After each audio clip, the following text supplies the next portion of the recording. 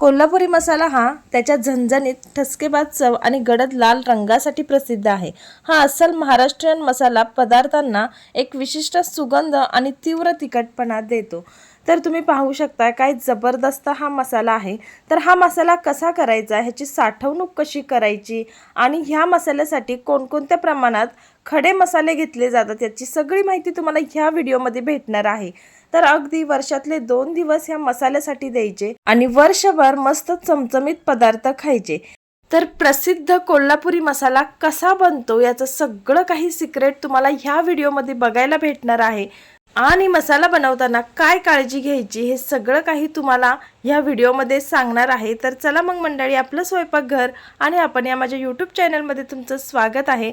आज आपण करतोय कोल्हापुरी झणझणीत मसाला म्हणजेच कोल्हापूरची चटणी। तर बघा, मसाला करण्या अगोदर ज्या काही तुम्ही मिरच्या घेतलेल्या असतात त्या 2 दिवस कडकडीत उन्हामध्ये अगोदर वाळवून घ्यायच्या आहेत। तर बघा, इथे मी ज्वारी मिरची 5 किलो, बेडगी मिरची 4 किलो आणि काश्मीरी मिरची 1 किलो घेतलेली आहे। व्यवस्थित पसरवून त्यांना ऊन द्यायचं आहे। तर मसाल्यासाठी इथे मी खडा मीठ वापरणार आहे। तर खडा मीठ जे असतं ते ओलसर असतं, तर ते देखील आपण उन्हामध्ये मस्त असं कडकडीत वाळवून घेणार आहे। कोणत्याच पदार्थाला ओलावा नकोय, जर ओलावा असेल तर मसाला आपला खराब होऊ शकतो, म्हणून हे उन्हामध्ये कडकडीत वाळवून घ्यायचं आहे। तर बघा, आता इथे मी अद्रक घेतलेला आहे। तर अद्रक जवळपास ना 1 किलो घेतलेला आहे। तर त्यानंतर बघा, आता कांदा देखील घेतलाय। तर कांदे घरामध्ये होते ते सुद्धा मी मोठे बघून असे अंदाजे घेतलेले आहेत। तर एक परात भरून घेतलेत, उभे कांद्याचे काप केलेत। तर अद्रक बघा, साल न काढता मस्त असं बारीक कट करून घेतलेलं आहे। तर ते देखील थोडंसं हवेला सुकवून घ्यायचे, उन्हात सुकवायचं नाही। त्यानंतर बघा, आता लसूण सुद्धा मी इथे सोलून घेतलेला आहे। तर अंदाजे तुम्ही हे प्रमाण लावू शकता। तर लसूण पण मी भरपूर घेतलाय। कोथिंबीरच्या 2 गड्ड्या घेतल्यात। कोथिंबीर रात्री धुवायची, पसरवून ठेवायची, सकाळी त्याचं कटिंग करून घ्यायचंय। जर स्वच्छ कोथिंबीर असेल तर तुम्ही डायरेक्टली निवडून कट करून घेऊ शकता। आता सगळ्यात अगोदर आपण कांदा भाजून घेणार आहोत, कारण कांदा भाजायला खूप वेळ लागतो। तर बघा, जेव्हा आपण कांदा कट करतो ना, तेव्हा थोडंसं उन्हात तुम्ही सुकवलात तरी चालेल, परंतु बघा आम्ही डायरेक्ट कांदा चिरून डायरेक्ट भाजायला घेतो। तर त्यामुळे काय होतं, मसाल्याला छान चव येते। परंतु सगळ्यात महत्त्वाचं म्हणजे कांदा जेव्हा आपण भाजत असतो तेव्हा आहे ना, त्याच्यातला पूर्ण करकरीतपणा गेला पाहिजे, ओलावा पूर्ण गेला पाहिजे। मस्त असा काळसर कांदा भाजून घ्यायचा आहे। तर बघा, सगळ्यात जास्त वेळ कांदा भाजायलाच लागतो, म्हणून दोन्हीकडे मी कढई ठेवलेली आहे आणि पटापट कांदा भाजून घेतोय। तर आता दोन्ही साईडला कढया ठेवलेल्या आहेत आणि मीडियम टू हाय फ्लेमवर हा कांदा भाजून घ्यायचा आहे। एकदमच मोठा गॅस ठेवायचा नाही, अंदाजानुसार आहे ना तेल मध्ये मध्ये टाकत राहायचे आणि तेलाचं थोडंसं प्रमाण जास्त ठेवा, म्हणजे मसाला आपला खराब होत नाही। तर बघा, हे जे काही तुम्हाला खडे मसाले दिसतात याचंही अगदी अचूक प्रमाणात इथे मी तुम्हाला माप दिलेलं आहे। तर व्हिडिओ पॉज करून तुम्ही ही सगळी माहिती लिहून काढू शकता। तर आमच्या इथे एक दुकान आहे, त्यांना फक्त सांगितलं ना एवढ्या किलोच्या मिरच्या आहेत, तर त्यानुसार ते सगळे मसाले काढून देतात। तर बघा, अगदी पहाटे आम्ही कामाला लागलेलो आहे, म्हणजे मसाला आपला दुपारपर्यंत रेडी होतो। तर बघा, सकाळी मस्त असं धुकं पडलंय आणि थंड वातावरणात छान मसाला करायला अगदी छान वाटते। आता कांदा भाजून झाल्यानंतर बघा, आता जे हे खडे मसाले तुम्हाला मी दाखवले ते सगळे भाजून घेणार आहोत। तर अगोदर बघा, मी खोबरं भाजायला घेतलंय। तर जे आपलं स्टीलचं टोपलं असतं ना ते घेतलेलं आहे, त्याच्यामध्ये मस्त बारीक गॅसवर हे खोबरं भाजून घेणार आहे आणि इकडे जे तेल ठेवलंय त्याच्यामध्ये बाकीचे खडे मसाले आता मी तळून घेणार आहे।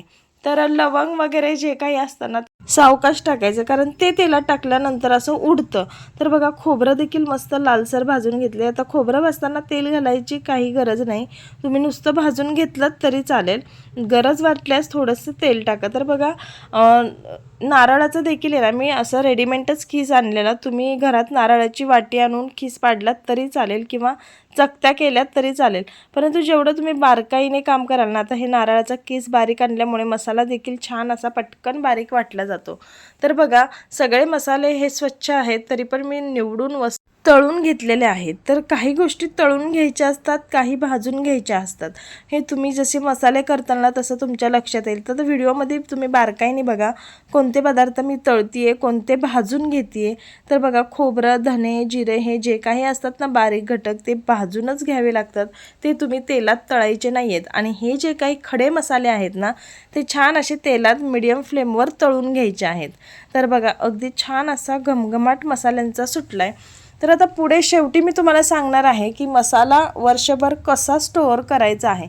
बाजारामध्ये गेलं तर भरपूर मसाले महाग भेटतात. तर खूप आपले डबल पैसे जातात, इतके महाग असे मसाले मिळतात. तर तुम्ही अगदी वर्षातले 2 दिवस जर ह्या मसाल्यासाठी काढले ना तर वर्षभर छान असा चमचमीत मसाला तुम्ही घरच्या घरी खाऊ शकता. तर ह्या मसाल्याचं अजून एक वैशिष्ट्य आहे, जर तुम्ही कोणत्या भाजीमध्ये वाटण घातलं नाही आणि फक्त हा मसाला घालून अगदी साधी सोपी सिंपल भाजी केली ना तरी पण एवढी चवीला छान अशी भन्नाट लागते ना. तर त्यासाठी बघा आता मी तीळसुद्धा केवढे घेतलेत, भरपूर प्रमाणात घेतलेले आहेत, ते सुद्धा भाजून घेते.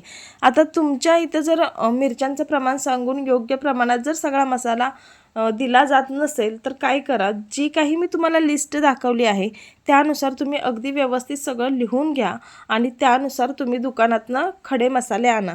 तर अगदी प्रमाण परफेक्ट आहे, कुठेही चुकलेलं नाही आहे.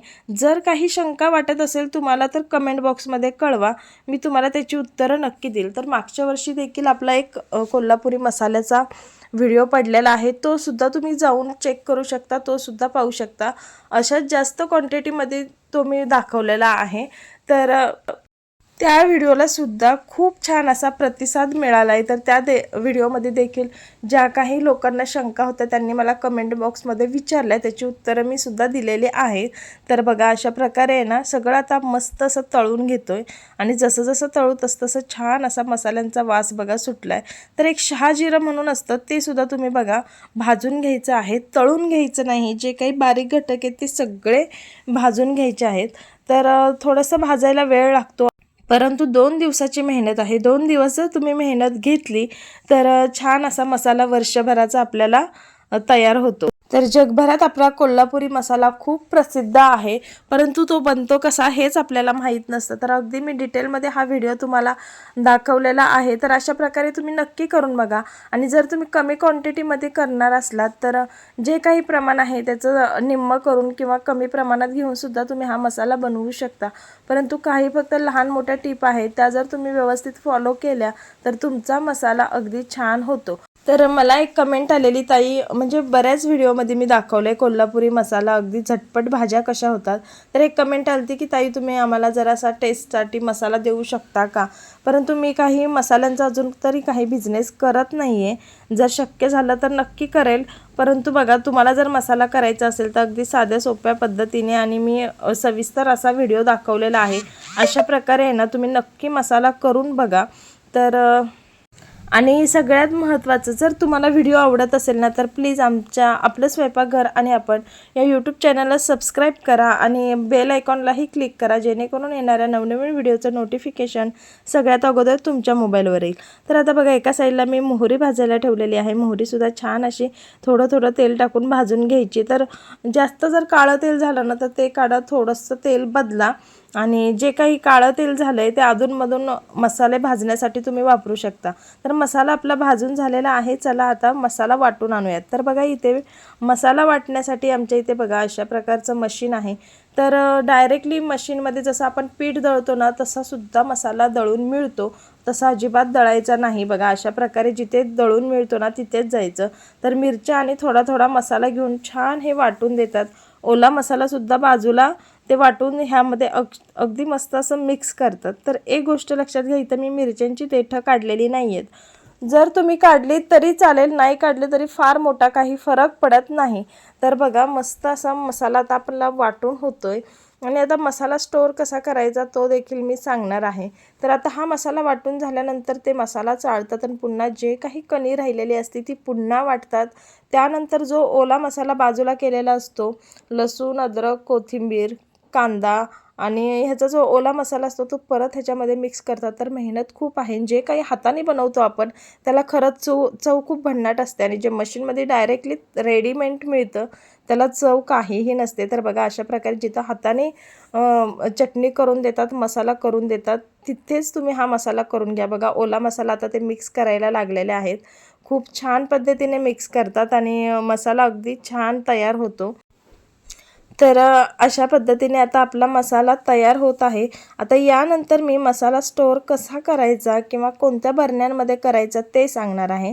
तर इथे बघा आता मसाला तयार झाल्यानंतर आम्ही ह्या ज्या चिनी मातीच्या बरण्या असतात ना त्याच्यामध्ये हा मसाला भरून ठेवतो.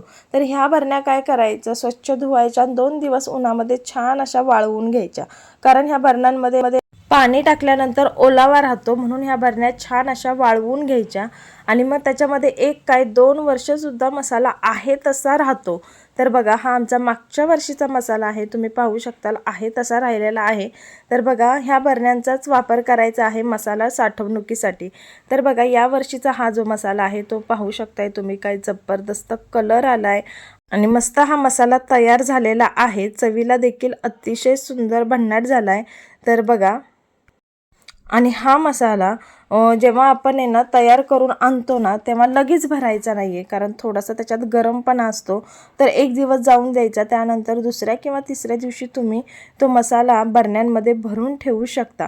आणि बरणी आता पॅक करायची म्हटली तर एक कागद किंवा एक कापड त्या बरणीवर झाका आणि त्यानंतर त्याचं टोपण लावा.